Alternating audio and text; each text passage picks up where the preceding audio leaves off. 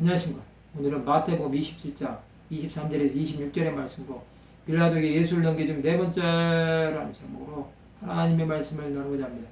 본 말씀은 빌라도가 이르되 어찌 믿냐? 무슨 악한 일을 하였느냐? 그들이 더욱 소리질러 이르되 십자가에 못 박게 하겠나이다 하는자. 빌라도가 아무 성과도 없이 도리어 밀란이 나르는 것을 보고 물을 가져다가 무리 앞에서 손을 씻으며 이르되 이 사람의 피에 대하여 나는 무죄하니 너희가 당하라. 백성이 다 대답하여 이르되 그 피를 우리와 우리 자손에게 돌릴지어다 하거늘 이에 바라바는 그들에게 놓아주고 예수는 채찍질하고 십자가에 못 박히게 넘겨주니라. 빌라도는 유대인들에게 예수께서 십자가에 못 박게 하는 이유가 무엇인지 묻습니다. 그러나 그들은 대답하지 않고 십자가에 못 박혀야 한다고 외칩니다. 그들은 폭도가 될 소지도 있었습니다. 빌라도는 그들의 행위를 보고 아무 성과도 없다는 것을 깨달았습니다. 그는 무리를 진정시키기 원했습니다. 그러나 그들에게 그런 것은 먹게 들지 않은 것입니다. 그는 예수의 피에 대하여 자신은 무죄하다고 선언하였습니다. 그는 너희가 당하라고 선포합니다. 이제 예수를 죽인 자는 유대인들에게 돌아간 것입니다.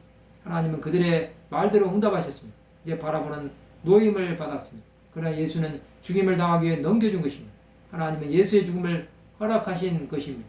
그러나 유대인들은 죄를 지음으로 죄의 대가를 치러야 합니다. 하나님 앞에 나오지 않은 대제사장들과 장로들의 목소리가 빌라도 총독을 이겨버린 것입니다. 그들은 끝까지 자신들의 죄를 인정하지 않고 정당함을 주장한 것입니다. 그들에게 예수는 이제 사형수에 불과했을 것입니다. 그러나 하나님의 침묵은 그들에게 죄를 전가하시는 것입니다.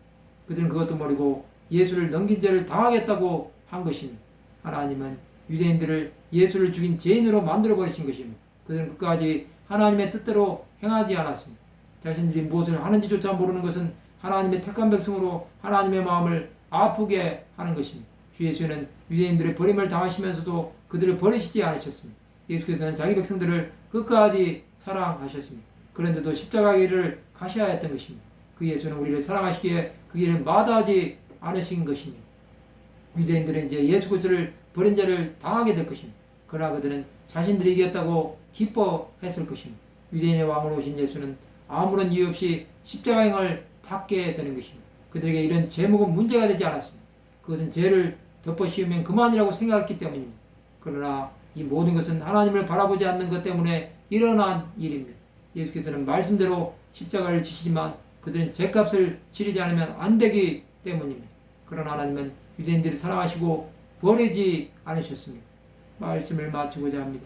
우리가 예수를 십자가에 못 박은 죄인임을 고백하고 하나님의 용서를 구하는 하나님의 백성들이 제 죄를 주님의 이름으로 축원합니다.